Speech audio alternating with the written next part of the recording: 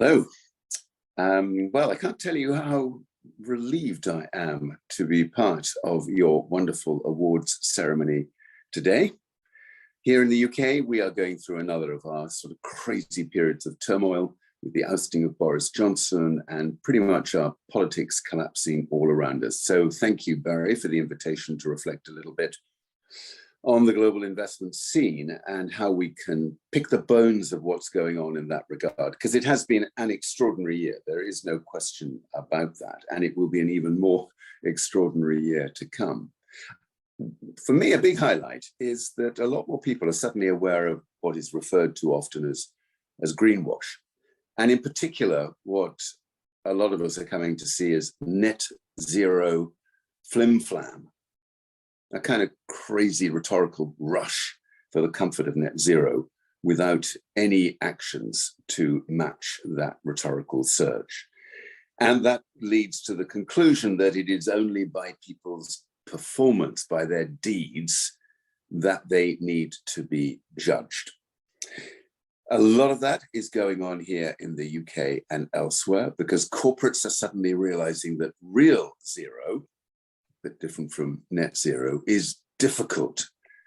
And to get that sorted out, often against a backdrop where government policy is extremely unhelpful, is proving to be difficult. So we will see much more of a sheep and goats phenomenon, companies that can genuinely claim to be making progress against their targets by their deeds, and a lot of companies still sitting on the sidelines hoping to be stroked and rewarded for their words. I hope they will be disabused fairly quickly. It's also been a pretty extraordinary year from the perspective of what's going on in energy markets. And I know Barry will be talking a little bit more about this in his comments in a moment, but it is quite extraordinary what's happening. One world, two very different approaches, two very different minds. There's been an astonishing surge in investment in renewables. The International Energy Agency was now pointing to 2022 as the year in which more than $1 trillion flowed into green and low energy investments of one kind or another. And 2023 is already heading for a much higher total than that.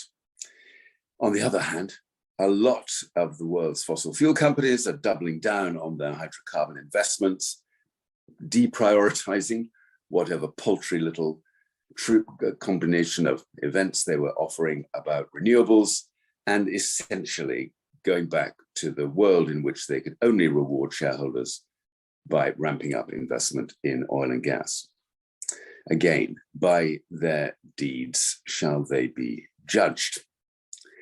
But the renewables scene, I don't want to turn away from that because it is extraordinary, not just here in the UK, which is actually doing really rather well, but in Germany, heading now towards 80% of all its electricity coming from renewables within the course of the next 15 years. A lot going on in America as a consequence of the Inflation Reduction Act, an extraordinary surge of government support for renewables, which probably in the round over the next few years will lead to something like $3 trillion worth of private sector investment in renewables. These things actually do seriously count.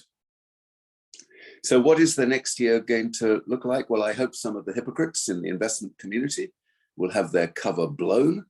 I think we're all getting more and more tired of organizations like the Net Zero Asset Managers, where a significant number of the members of that organization have been seen to continue with their investments in fossil fuels.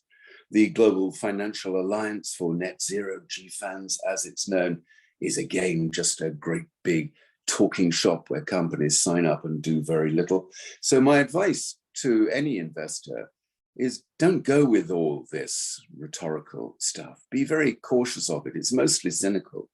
And in the world's capital markets, it's pretty much all cynical because they have little intention actually of changing most of their mindsets. What will change that? Well, hopefully people will begin to get more aware of the need to judge people by deeds, not words. This is going to be a hellish year from a climate change point of view. We've got a most unbelievable story going on in terms of average sea temperatures, average ocean temperatures at the moment, a totally unprecedented spike in increased temperatures, which will be compounded, of course, by an El Nino event towards the end of the year. Hang on, because in New Zealand and around the world, this is going to be one of the most devastatingly awful years for climate change.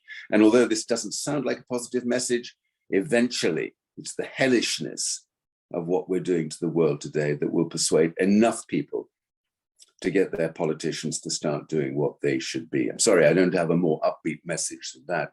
We depend a lot on real change in the environment, real climate change manifesting itself in real people's lives with trillions of dollars worth of economic damage. It's only that, I suspect, which will eventually kick the politicians into something resembling reality. I suspect that's probably not a sufficiently upbeat message for you, Barry. So let me just say that I want to pass on my congratulations to all the winners of your wonderful awards this evening, all of them to an organization as ethical and impactful as anyone could possibly hope for.